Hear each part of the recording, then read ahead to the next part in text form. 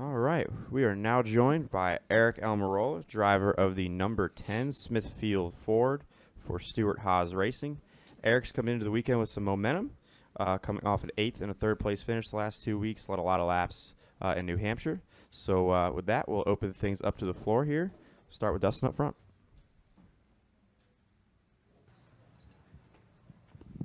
Dustin Albino, front stretch. Aric, obviously a lot of close calls this year, but the defeat last week, how does that compare to Daytona and Chicago? They're all a little bit different.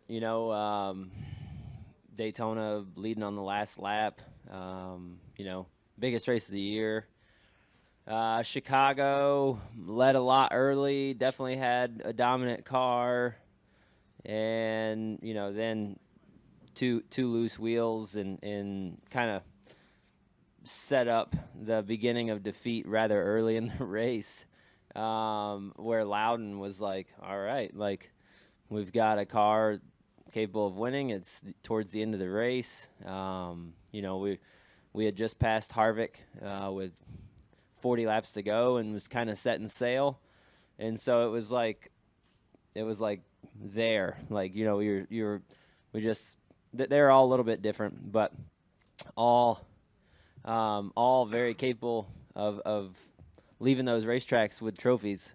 And so they all equally hurt, when you think about opportunities and rising to the occasion and going to victory lane. Those three were definitely opportunities for us to get our 10 Smithfield Ford Fusion to victory lane. I'm going to go to Zach next. Zach Sterniolo, Pocono Record. I know, obviously, this year has been such a resurgent year for you. I think performance-wise, you're best consistently so far. What has that done for your confidence in yourself as a driver? Well, it's given me a tremendous amount of confidence. Just believing in myself, and I've talked a lot, this year and especially the last couple weeks, just about, the last 6 years.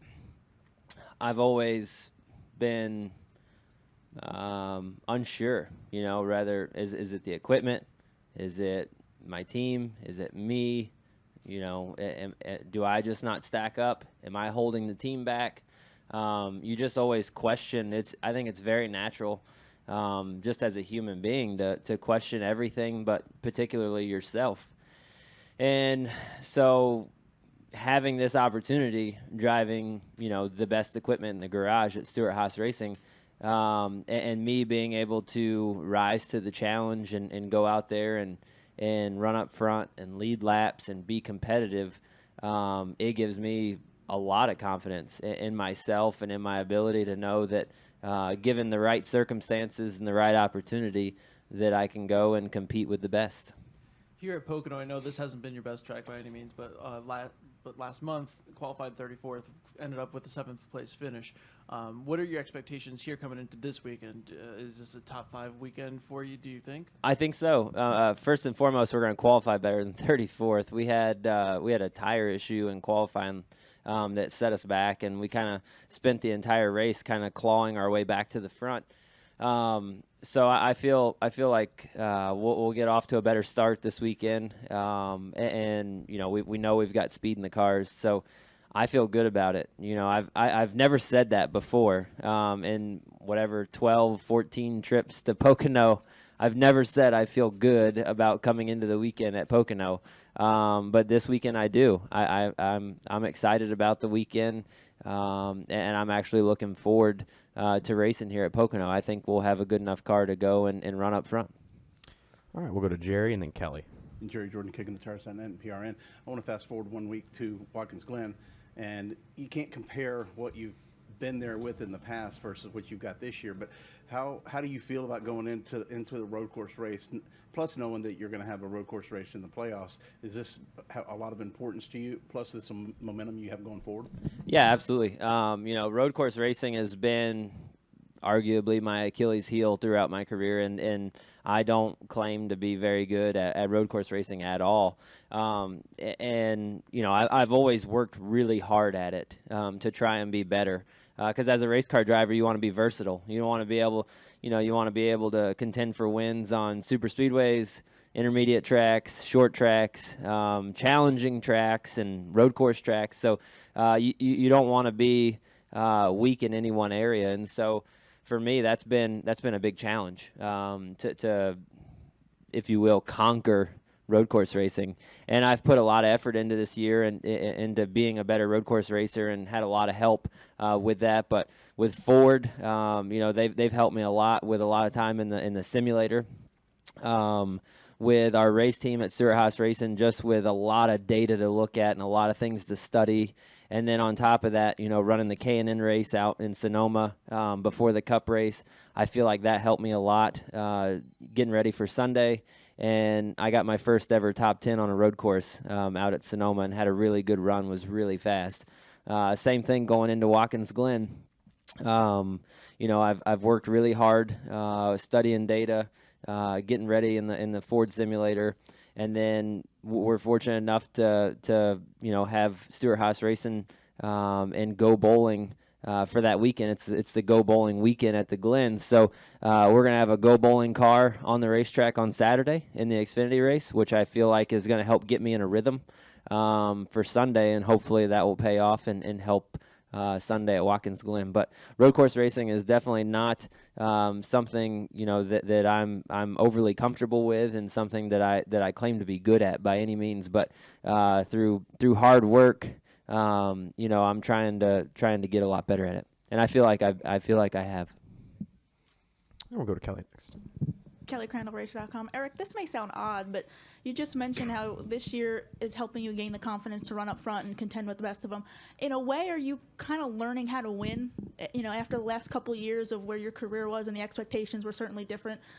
In running up front, are like I say, it may sound odd, but are you kind of learning to win? Yeah, you're exactly right. I talked a lot going into the season at Daytona, at Media Day, and then throughout the beginning of the year.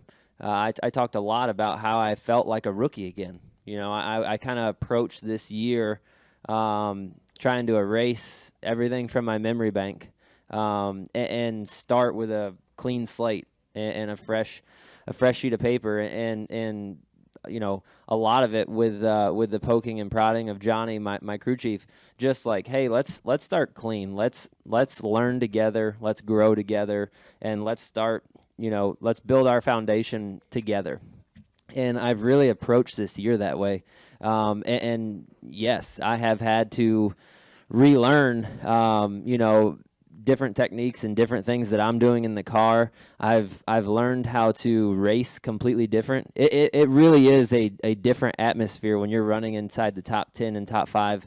The way you race and the way you go about your strategy and things like that.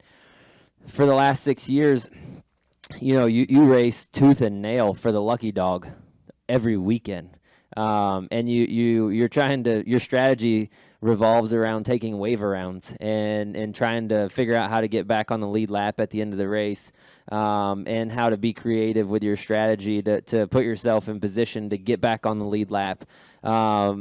It's completely different, and that's one thing that I have really appreciated is going through that process with my team and with Johnny Klossmeyer and my engineers together, from the beginning of the season, basically starting at ground zero and building that foundation of learning not only the cars, but how to race and how to challenge for wins. And it really is an art. You look at Kevin Harvick and Kyle Busch and Martin Truex and all those guys, Jimmy Johnson. You look at those guys that have run up front and win on a consistent basis, and there really is an art to winning. They know what they need. They know when to push, when not to push. They know when to be aggressive. They know when to make the aggressive pit call or to follow suit with kind of everybody else's strategy. There's a lot that plays into it besides just having a fast race car. And I feel like we've done that part. I feel like we've showed up with fast race cars, especially the last 6 to 8 weeks. We've showed up with race cars that have been really fast and competitive and capable of winning. But then now we're starting to really hone in on all the other parts of what it takes to go win. I'm going to go to Scott up front, then Lee. Scott Walsh from the Scranton Times-Tribune. Aric, this question may be, excuse me, a little bit along the lines of what you were just talking about. Last week, it seemed like you were kind of bummed out with a third-place finish. Last year, you would have been thrilled with a third-place finish. Yeah. Has that just kind of shown how far you've progressed this year and how maybe your expectations have changed from from one year to the next? Certainly. You have to. You as a race car driver and everybody in the garage is that way, but you have to be a realist and you have to kind of know what you have to work with, and how to go and optimize that. And so last year, absolutely, if we would have taken a car that wasn't capable of running, top 10, top 15, and somehow managed to finish top 5 with it, we would have been elated, and because that wasn't the norm. And this year, that's not the case. I mean, we have cars capable of winning, and when you have cars capable of winning and you don't win, you're bummed out. I mean, that's just the way it is. So I think that just comes from the competitive nature of me personally. I can't speak for everybody, but I think most race car drivers are that way. You know what your car is capable of, and only we know that. I mean, from the outside, you can watch the guy running 25th on Sunday and go, man, he's terrible. But you have no idea what that guy is challenged with in the race car and how hard he's trying. And oftentimes, I've talked to Johnny, my crew chief, about this, but oftentimes I can promise you that I work my guts out to finish 20th. Way more than I've worked to lead 70 laps at Chicago. I mean, when your car is driving good and doing the things you want it to, everything just kind of slows down, is calmer, and your car drives good, and you're not right on the edge of out of control every single corner. When you're racing your butt off to try and stay on the lead lap, and your car's not driving good, and you're sliding all over the place.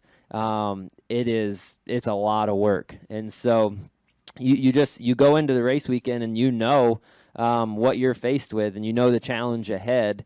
And every weekend, my goal as a race car driver is to meet that challenge. And if I have a 10th place car, I want to run top 10 with it. And if I have a car capable of winning, I want to win with it. And I feel like we've had that opportunity a few times and just haven't broke through yet, and so that was why the disappointment was on my face Sunday. You talked about the art of winning.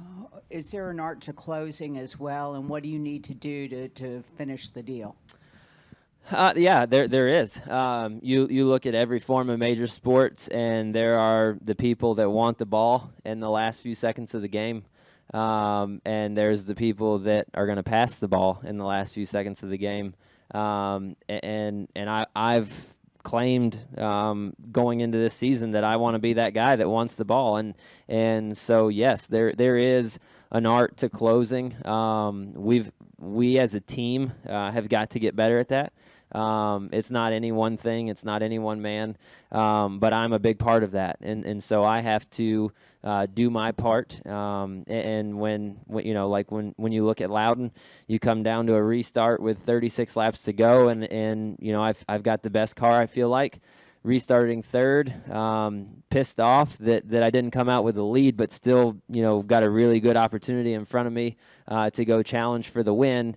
And I made a mistake. I anticipated the restart, and earlier in the race, Kyle went long in the restart zone, and this time he went right at it, and so caught me by surprise. I got in a hurry to try and go, and I spun my tires and made a mistake. But those mistakes like that, and even on pit road for us, those are just going to make us better as long as we learn from them. Those are opportunities to learn, and those are situations that, quite honestly, I haven't routinely been in. And like you say, you look at the guys that I was racing; those guys race for the lead almost every single weekend, and so they're accustomed to that. They're used to that, and they're put in situations like that all the time. That's a little bit foreign for me, and I think that's going to take time for me to just continue to learn and learn from those experiences. And if I continue to make those mistakes, I feel like that's when we'll have a problem. But for right now, I feel like that was just a learning experience, and we'll take that and put it in the memory bank and hopefully use that to capitalize on another weekend. All right. Thanks, Aric. Thanks, guys.